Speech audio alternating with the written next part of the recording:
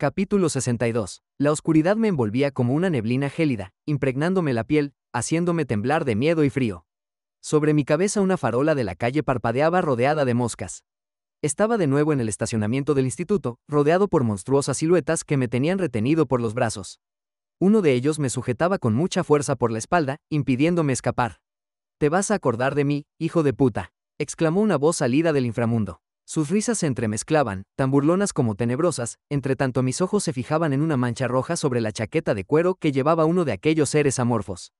Era mi sangre. Sentí auténtico terror al percatarme de este hecho. «Ahora no eres tan gallito», me susurró otro, arrancándome la oreja de un mordisco. El dolor era insoportable. Sus cuerpos monstruosos se difuminaban entre la penumbra reinante, dejándome ver únicamente destellos de sonrisas torcidas y miradas hostiles. Para mí, sus caras eran similares a ratas de ojos rojos. ¿De verdad pensabas que te ibas a ir de rositas? La maldad brillaba en cada una de sus palabras. Quise hablar, defenderme de alguna manera, pero me había convertido en un trozo de barro. Nadie podía escuchar mis gritos. Estaba solo frente al peligro, y nadie iba a venir a auxiliarme. «Para que aprendas, cabrón». Un doloroso puñetazo me dio de lleno en el estómago, quitándome la respiración. Todo mi cuerpo se contrajo de dolor y mi nariz quedó pegada a la chaqueta de cuero negra que estaba manchada con mi sangre. Cuando logré incorporarme parcialmente, otro ser deforme me hizo caer al suelo de rodillas. Apoyé las manos en el frío arcén. No tenía salida. Estaba atrapado como un cervatillo rodeado de leones. Incluso veía placer en mis agresores, sus sonrisas cada vez más grandes, afiladas y espeluznantes. «Vamos, defiéndete, perro», protestó otro, arreándome un rodillazo en la cara. Presa del pánico, junté toda mi rabia y mi desesperación para lanzar un golpe certero hacia uno de mis oponentes. Desafortunadamente, mis puños se convirtieron en una endeble brisa, tan ligera que no le hizo ningún daño. Repetí una y otra vez la misma operación, sintiendo en mi carne sangrante todos sus ataques, pero siendo incapaz de defenderme. Parecía como si me hubiera convertido en una especie de fantasma. Entonces, alcé la vista y me percaté de que la farola se había convertido en el tronco de un árbol bruñido en cobre. Entre las hojas esmeraldas de sus ramas había una pequeña fruta de color ámbar. Supe en el acto que era importante, que nadie debería cortarla, que mi destino dependía de ello. En ese instante, abrí los ojos. En mi boca aún percibía todavía el sabor metálico de la sangre. Mi visión tardó unos segundos en acostumbrarse a la oscuridad reinante. Por el contrario, mis oídos continuaban escuchando las carcajadas malévolas de aquellos seres retorcidos. El dolor también era auténtico. Solo ha sido otra pesadilla. Al principio, me costó saber dónde estaba. Las formas de mi habitación me resultaban ajenas, como si no reconociera mi propia casa. Además, mis manos continuaban temblando y mi costado izquierdo ardía cada vez que tomaba una bocanada de aire. «¿Qué hora debe ser?», murmuré en voz alta, deseando ser capaz de llenar el silencio para no sentirme tan solo, tan desprotegido. Giré la cabeza hacia el reloj digital que estaba encima de la mesita de noche, justo cuando el minutero cambió de cifra. Eran las 5:30 de la mañana. Las 4 paredes de mi dormitorio se me antojaron una prisión asfixiante y desoladora. En apariencia todo en mi vida continuaba siendo exactamente igual que el día anterior, aunque yo había cambiado irremisiblemente. Tomé el teléfono que descansaba junto al despertador, y desbloqueé con mi huella dactilar la pantalla. La piel que estaba cicatrizando en mis nudillos todavía me molestaba. En la barra superior tenía un montón de notificaciones sin abrir, mensajes llenos de odio, publicaciones cargadas de sarcasmo y memes crueles que inundaban mis redes sociales. @SolanoSunsetLife, eres un truño. Tenemos que denunciar tu cuenta. @FairfieldFreeSpirit. Lo que le has hecho a mi amiga no tiene nombre. @WineCountryFair, cerdo mentiroso. Me había convertido en un container para los sentimientos negativos de todas aquellas personas. Era como si estuviéramos de vuelta en la Edad Media, pero en lugar de apedrearme en la plaza del pueblo, lo hacían en un foro virtual. Poco a poco, toda esta mierda estaba haciéndome ya en mi estado de ánimo, abriéndole la puerta a una ansiedad que iba en aumento. Brotaba en los lugares más inesperados, haciéndome sentir que no valía nada. Mi nombre era Tendencia. Me había convertido en el enemigo público número 1, el más villano de los villanos, alguien que había sido juzgado y condenado sin sentencia. Ni siquiera mi familia creía en mí. «Bienvenido a otro día más de mi apestosa vida», comenté, sentándome en la cama, sabiendo a ciencia cierta que no iba a ser capaz de volver a dormirme. Desde que me había convertido en un paria solía hablar conmigo mismo en voz alta muy a menudo.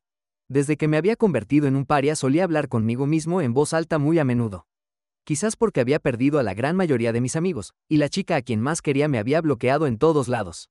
No tenía forma de contactar con ella, salvo ir a su casa, algo que no iba a hacer por respeto a su familia. Suspiré, dejando caer el teléfono sobre el colchón. A continuación, me masajé el puente de la nariz, preguntándome si era demasiado temprano para salir a estirar las piernas a la calle. Tal vez, podría mantener la ansiedad a raya si hacía un poco de ejercicio. Cuando de nuevo me dejé caer sobre la cama, soltando un suspiro, un triste recuerdo cruzó por mi mente. Vi el rostro furioso de April al encontrarse conmigo en la salida de Nordstrom, una de las tiendas del Solano Town Center. Aunque ya no espiaba sus conversaciones privadas, mi antiguo iPhone me indicaba dónde estaba en todo momento. Además, como durante varios días había permanecido encerrada en su casa, me tocó ser cauto y paciente hasta que el geolocalizador comenzó a moverse. En cuanto se detuvo en el centro comercial, fui en su búsqueda. ¿Cuánto había esperado por ella junto a la entrada de la tienda de moda Nordstrom, mirando con nerviosismo a todas las chicas que salían, esperando que fuera ella? Al verla por fin, la noté más delgada. Su pelo había perdido el brillo y caía suelto sobre su cara. Supe que April se había percatado de mi presencia cuando su mirada se volvió fría, inexpugnable, tan distante como la de una desconocida. Me erguí para ir a su encuentro, sintiendo como mis costillas se resentían cada vez que me movía. Aunque por suerte no tenía nada roto o alguna lesión grave después de la paliza, todavía me dolían las magulladuras y las contusiones. ¿Qué narices hace este imbécil aquí? Grace Johnson me había matado con la mirada. Sus palabras me habían afectado casi tanto como el odio que destilaba la mirada de April. Aquella tarde, me había presentado en el centro comercial con el corazón en un puño. Deseaba tener la oportunidad de hablar con ella, de suplicarle perdón. La había buscado primero en Windsor, luego en Macy's y, por último, en Nordstrom. Sabía que debía estar en una de las tres, pues podía rastrear su ubicación a través de mi terminal. No debería haber hecho algo así. Sí, estuvo mal, había cruzado otra línea roja, pero estaba tan desesperado que no me había quedado otra alternativa. No lo sé, y tampoco voy a quedarme para averiguarlo. April agarró a su amiga por un brazo y la arrastró hacia las escaleras mecánicas, alejándose de mí. Mi estómago se retorció al ver su visceral reacción. ¿Cómo podía haberle hecho tanto daño? Con solo recordar mis mentiras, las múltiples veces que le había sido infiel con otras chicas, creyendo estúpidamente que ella solo era otro peón de mi estúpida venganza. April, por favor, espera. Tenemos que hablar. La culpa por mis malas acciones me estrangulaba con una soga que yo mismo había tejido. Quería arrodillarme frente a ella, gritarle que me escuchara, que me diera una oportunidad para demostrarle cuánto la amaba, pero cometí el error de sujetarla sin pensar, angustiado por retenerla. Suéltame. La rabia teñía su grito. Por favor, solo será un minuto. Era consciente de que no debía actuar a la desesperada. Sin embargo, mi cuerpo reaccionó por voluntad propia. La bofetada resonó en mi cabeza con una fuerza inusitada. El impacto de su mano contra mi mejilla hizo que me palpitara el ojo que tenía amoratado. Incluso vi destellos blancos. Al mismo tiempo, algo dentro de mí se quebró. No podría decir de qué se trataba, quizás la muerte de mi esperanza. Tampoco fui capaz de quejarme, pues me lo tenía bien merecido. No la había respetado y debía pagar el precio de mis malas acciones. No voy a ser otra muesca más en el cabecero de tu cama, Brad Owens. Ya no. Si realmente lo sientes, demuéstralo. Déjame tranquila. No me llames, no me busques. La gente a nuestro alrededor se giró para observarnos con curiosidad, pero a mí solo me importaba sus ojos, esos ojos que antes me adoraban, y donde ahora solo encontraba asco, desprecio y resentimiento. Me quedé parado junto a las escaleras mecánicas con el rostro ardiendo por el tortazo recibido, viéndola alejarse de mí junto a su amiga. Sentía una mezcla de tristeza, vergüenza y culpa por lo que le había hecho. No me sentía enfadado, solo abandonado, arrepentido. Ya no habría más risas, más abrazos o más besos. Echaría de menos hasta sus besitos apestositos después de pedir doble de cebolla. Mi vida sin ella, de pronto me resultó un futuro insoportable. En algún punto de ese lamentable recuerdo, debí quedarme de nuevo dormido, pues tiempo más tarde, me despertó la voz de mi madre pidiéndome que bajara a desayunar. Brad, hijo, ya son las 7. Vas a llegar tarde. Ya voy, mamá. No me apetecía nada tener que enfrentarme a un nuevo día. Me sentía muy bajo de ánimos y ni siquiera quería estar con mi familia. Si pudiera me perdería en el Congo o en una isla desierta durante una buena temporada. En cambio, me obligué a ponerme de pie, tambaleándome ligeramente al sentir el peso de mi cuerpo sobre las piernas adoloridas. Caminé hasta el espejo del armario y me detuve. La figura que me devolvía la mirada no era más que una sombra de lo que alguna vez fui. Los arañazos y moretones decoraban mi rostro, y los ojos hundidos reflejaban una falta de sueño reparador, mucha culpa y una gran derrota. Das asco, insulté a mi reflejo, reprimiendo mis ganas de llorar. En realidad, era incapaz de soltar una sola lágrima. La contención emocional también formara parte de mi castigo. Salí de mi dormitorio, después de ducharme y vestirme con ropa cómoda. Mi lucha interna no cesaba. Era incapaz de controlar mi mente, que iba en todas direcciones y en ninguna, pensando una cosa y la contraria, yendo y viniendo, alimentando mi angustia con la incertidumbre. En la cocina, mi madre me contempló con una expresión de desasosiego. Me senté en una silla, evitando su mirada mientras el silencio entre nosotros se volvía insoportable. Brad, hijo, ¿vas a explicarme por fin quién te dio la paliza? insistió mamá por 10ª vez, con una voz cargada de paciencia y preocupación. Negué con la cabeza, pues era incapaz de darle una respuesta satisfactoria. Prefería que aquel asunto muriera allí, no quería tener que denunciar a nadie y meterme en más líos. Ya estaba cansado. Mamá suspiró, derrotada, llenando una taza de leche caliente. Luego, la colocó frente a mí, en la mesa, y se volvió hacia el horno en silencio. Mis dedos envolvieron la cerámica, percibiendo el calor que ésta desprendía. Cuando cerré los ojos, a mis oídos acudieron los murmullos y las miradas de mis compañeros de instituto, igual que un látigo lacerante. Aquel recuerdo se volvería realidad, tan pronto atravesara la entrada principal del instituto St. Louis of Lisieux. Mi pulso se aceleró al pensar en que ya no me quedaban amigos. Estaba solo, en el ostracismo más absoluto. Madison se había encargado de colocar la última piedra sobre mi ataúd. Si pudiera retroceder en el tiempo, pensé con tristeza, sabiendo que era algo imposible, una completa estupidez. La vida no daba segundas oportunidades con tanta facilidad. Bueno, ¿vas a decirme qué pasó? Tu padre y yo estamos muy preocupados, insistió mamá, tomando asiento a mi lado, mientras mi teléfono continuaba vibrando. Ni siquiera me molesté en mirarlo. A esa hora, algunos de mis haters ya habían comenzado a hacer de las suyas. Dejé que las notificaciones se acumularan, debatiéndome entre apagar el teléfono o silenciarlo del todo. Ya os he dicho un montón de veces que solo fue una pelea estúpida. Nada más. No es necesario que insistas cada día con lo mismo, mamá, farfullé de mal humor, dándole un sorbo a mi taza de leche con miel. Ella soltó un nuevo suspiro de preocupación, y puso frente a mí un montón de platos recién cocinados. Te he preparado huevos, tocino, unas tortitas y unas tostadas. Observé la comida con desgana. No tenía nada de hambre, solo deseaba que se terminara, de una vez por todas, ese maldito último año de instituto para poder continuar con mi vida. Entre las universidades que había escogido, me había decantado por la que quedaba más lejos de Fairfield. Mientras desayunaba, comprobé si April había recibido alguno de mis mensajes. Por desgracia, no hubo suerte. Debía haberme bloqueado, ya que hasta mis llamadas eran desviadas al buzón de voz. Tenía la sensación de haber sido borrado por completo de su vida. Por favor, April, contesta. Solo una vez. Quiero saber que estás bien y pedirte perdón. Rogué, mirando al cielo, mientras me dirigía hacia mi moto con la mochila en el hombro. El silencio al otro lado de la línea era ensordecedor, un recordatorio evidente de que había arruinado todo entre nosotros dos. La desesperación iba en aumento a medida que me acercaba a mi moto. Me pasaba horas enteras encerrado en mi dormitorio, tirado sobre la cama, sintiendo el dolor de mis heridas. Leía una y otra vez los mensajes que le había enviado a April, esperando, ilusamente, una respuesta.